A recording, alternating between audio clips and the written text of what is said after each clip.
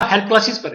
तो आज से आपके साथ मैं एक नई सीरीज स्टार्ट करने जा रहा हूं जिसमें आपकी जो जीके को याद रखने की जो प्रॉब्लम है उसका सॉल्यूशन आपको मिल जाएगा, क्योंकि आपके साथ मैं ऐसे 1000+ ट्रिक्स लेकर आऊंगा जीके की, जिसके बाद जीके आपके लॉन्ग टर्म याद रहेगी और उन्हें याद रखने के लिए आपको ज्यादा कंसेप्ट में घुसने की आवश्यकता नहीं है। क्योंकि हमारे जो एग्जाम में क्वेश्चन आते हैं, अगर आप यूपीएससी को छोड़ दो तो सिर्फ ऊपर ऊपर से क्वेश्चन आते हैं, तो वो सारे के सारे क्वेश्चन आपके लगभग ये मान के चलिए 5000+ ऐसे आपके क्वेश्चन होंगे जो इस 1000 ट्रिक से आपके कवर हो जाएंगे, और वो सारे 1 बाय 1 मैं आपके साथ में शेयर करूंगा, जिसको आप हमारी वीडियो की सीरीज में आप देख सकते हो।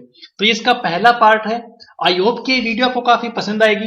अगर हाँ तो प्लीज आप कमेंट बॉक्स में हमें जरूर बताना कि आपको वीडियो कैसी लगी, ताकि आगे वाली जो वीडियो है उसमें हम कुछ इंप्रूवमेंट कर सकें। ओके, तो लेट्स स्टार्ट। लेकिन उससे पहले आई रिक्वेस्ट कि अगर आपने अभी तक इस चैनल को सब्सक्राइब नहीं किया तो प्लीज आप इसी चैनल को अभी सब्सक्राइब कर लीजिए, क्योंकि आगे जितने भी मैं इसके पार्ट अपलोड करने वाला हूं उसकी अपडेट आपको मिलती रहेगी। ये जो ट्रिक्स होगी उसमें फिजिक्स, केमिस्ट्री, ठीक है, चाहे आपकी बायोलॉजी हो, चाहे ज्योग्राफी हो, पॉलिटिकल साइंस हो, इकोनॉमिक्स हो, यानी जितनी आपकी जीके के पोर्शन है वो सारे आपके इसमें कवर हो जाएंगे। मतलब ऐसी ट्रिक्स है कि आप बोलना ही भूल जाओगे। तो लेट्स स्टार्ट।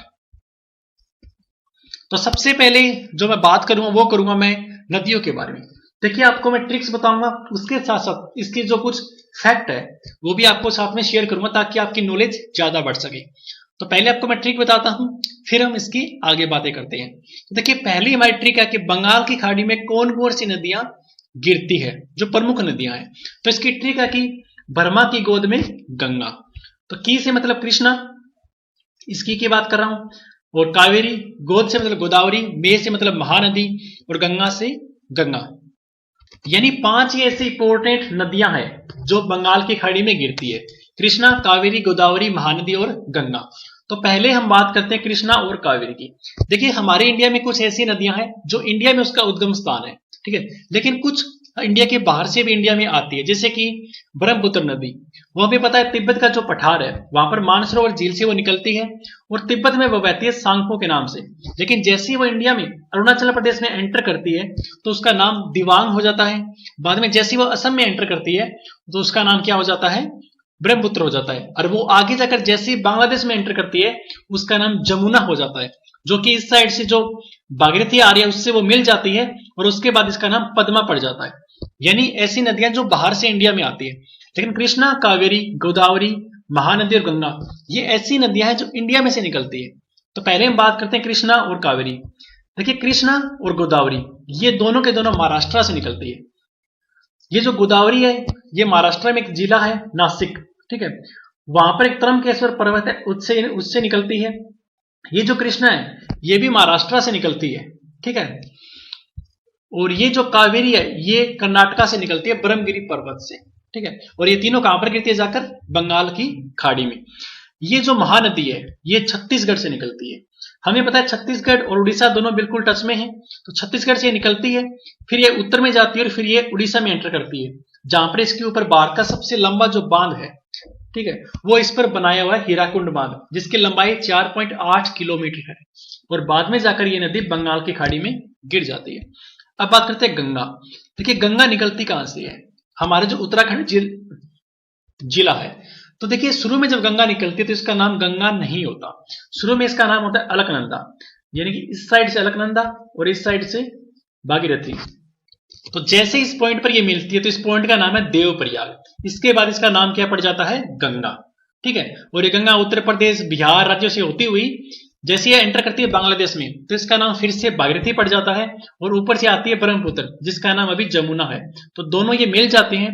इसके बाद इसका नाम पड़ता है पद्मा। यहां तक पद्मा चलती है तो ऊपर से यहां पर नदी आती है जिसका नाम है मेघना, तो आगे इसका नाम मेघना हो जाएगा, और फिर जाकर ये बंगाल की खाड़ी में गिर जाते हैं जहां पर ये डेल्टा बनाती है, ठीक है, और उस डेल्टा को बोलते हैं सुंदरवन का डेल्टा। और वहां पर आपको पता है जो सुंदरवन के नामक वृक्ष पाए जाते हैं उसी के कारण इसको सुंदरवन डेल्टा कहते हैं।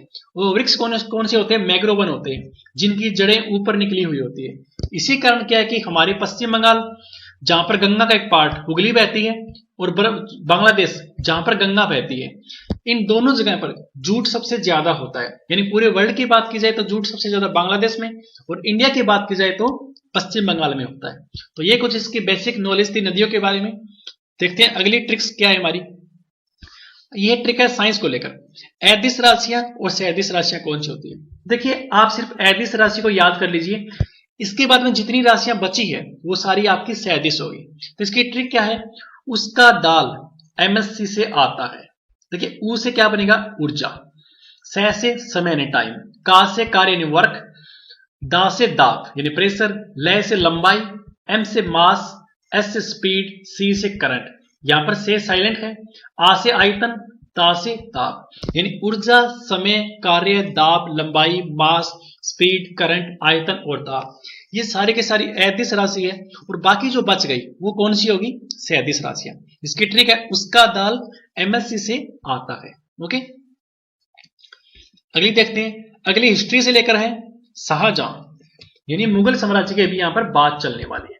देखिए जो शाहजहां था इसका पहले जो नाम था वो खुर्रम था, ठीक है। तो इसके बाद जो जहांगीर था उसने इसके शाहजहां नाम की से उपाधि दी थी, ठीक है। अब हम बात करते हैं कि जो शाहजहां था उसने क्या क्या बनवाया था। तो इसने देखिए जो बनवाया था उसकी ट्रिक है मत जा रेशमी रेशमा दीवानी, ठीक है। मैं से मतलब मयूर सिंहासन, तैसे ताजमहल जो आगरा में है, जा से जमा मस्जिद जो दिल्ली में है, रे से रेशमा बाग, ठीक है, सै से शाहजहां बाग, और मां से मोती मस्जिद, और दीवानी से 3 बनते हैं, दीवाने आम, दीवाने खास, ठीक है। यानी शाहजहां ने जब इंडिया में था ये, तो इसने क्या क्या बनवाया था, मयूर सिंहासन, ताजमहल, जामा मस्जिद, रेशमा बाग, शाहजहां बाग, मोती मस्जिद, दीवाने आम और दीवाने खास। देखिए ये मुगल साम्राज्य का था शाहजहां, और मुगल साम्राज्य की नींव किसने डाली थी, बाबर ने, ठीक है। जो पानीपत का पहला युद्ध होता है 1526 में, उसके बाद से हम मानते हैं कि जो एक्चुअल शासन था मुगल साम्राज्य का वो यहां से स्टार्ट होता है। ओके, तो ये था हिस्ट्री को लेकर। अगली थोड़ी है जीके, स्टैटिक जीके को लेकर। संयुक्त राष्ट्र संघ के स्थायी सदस्य कौन कौन से हैं? तो इसकी जो ट्रिक पहले आपको बताता हूं। फ्रेस, फ से फ्रांस, आर से रसिया, ए से अमेरिका, सी से चाइना और ई से इंग्लैंड। देखिए स्थायी सदस्य का मतलब क्या होता है, ये जितने भी स्थायी सदस्य होते हैं इनके पास पावर होती है जिसे बोलते हैं वीटो पावर। यानी कभी भी किसी देश को लेकर कुछ भी डिसीजन लेना हो तो ये जो अलग अलग कंट्रीज है, चाहे फ्रांस हो, रसिया हो, अमेरिका हो, चाइना हो या इंग्लैंड हो, ये अपनी वीटो पावर यूज कर सकते हैं। यानी कि अगर ये 4 लोग फ्रांस, रसिया, अमेरिका और चाइना किसी पॉइंट पर सहमत है और ये चाइना अपनी वीटो पावर यूज करता है और बोलता है कि मैं सहमत नहीं हूं, तो इन चारों की पावर खत्म हो जाती है। इतनी पावर होती है स्थायी सदस्य की, ठीक है।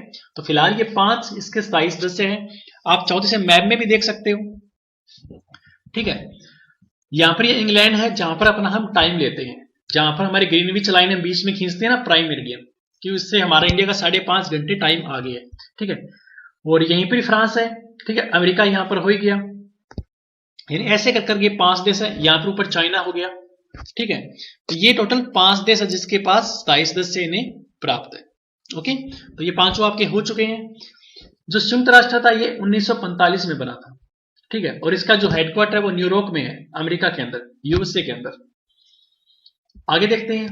अगला है G8 के सदस्य देश कौन कौन से हैं, ठीक है। तो देखिए सबसे पहले हम बात करते हैं, ठीक है, जीजा कई बार फ्रांस आई।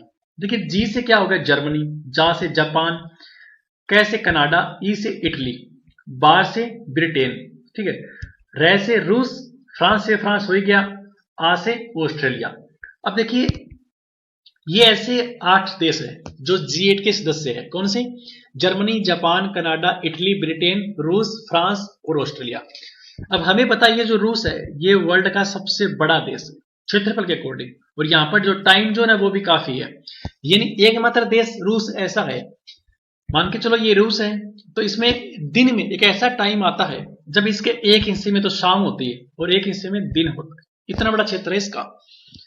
ब्रिटेन, देखिए ब्रिटेन पर हमारी क्या है, 0 डिग्री जो लाइन है ग्रीनविच लंदन से गुजरती है, जहां से हम अपना टाइम डिसाइड करते हैं, ठीक है। एक 0 डिग्री होती है और एक 180 डिग्री होती है। दोनों देशांतर होती है, क्योंकि जो ऐसे वर्टिकल होती है वो देशांतर होती है, जो हॉरिजॉन्टल लाइन होती है उसे अक्षांश बोलते हैं। तो ये 0 डिग्री यहां से हम टाइम डिसाइड करते हैं और 180 से हम डेट डिसाइड करते हैं कि इस साइड क्या डेट होगी और इस साइड क्या डेट होगी। बात करते हैं कनाडा। तो कनाडा हमें पता है ऊपर कनाडा है और नीचे यूएसए। अगर आप मैप में देखो तो आपको मिल जाएगा, ठीक है। उत्तरी अमेरिका में आता है। जापान हमें पता है कि जहां पर परमाणु बम गिराए गए थे, नागासाकी और हिरोशिमा पर। फ्रांस की बात करते हैं। फ्रांस में सब फिलहाल किसी कोई इंपॉर्टेंट बात नहीं है, आप चाहो तो मैप में से देख सकते हो। और ऑस्ट्रेलिया हमें पता है, ऑस्ट्रेलिया एक महाद्वीप है, ठीक है, और सबसे छोटा महाद्वीप ऑस्ट्रेलिया। ओके, तो ये कुछ ट्रिक थी। आई होप की वीडियो आपको काफी पसंद आई होगी, आपको कुछ ना कुछ सीखने को जरूर मिला होगा। अगर आप इस ट्रिक को अपनी कॉपी में नोट करते हैं और 2-3 बार रिवाइज करते हैं, अपने फ्रेंड को सुनाते हैं, फिर उनसे सुनते हैं, तो आपको ये ट्रिक्स याद हो जाएगी। यानी बच्चों का खेल है, आपको इनको याद रखना नहीं पड़ेगा। ऐसी मेरे पास 1000+ जीके ट्रिक्स है, उनका कलेक्शन है पूरा का पूरा, वो आपके साथ मैं शेयर करने वाला हूं। तो उसके लिए प्लीज वीडियो को लाइक कीजिएगा, वीडियो कैसी लगी कमेंट कीजिएगा और वीडियो को शेयर भी कीजिएगा और चैनल को सब्सक्राइब भी जरूर कीजिएगा।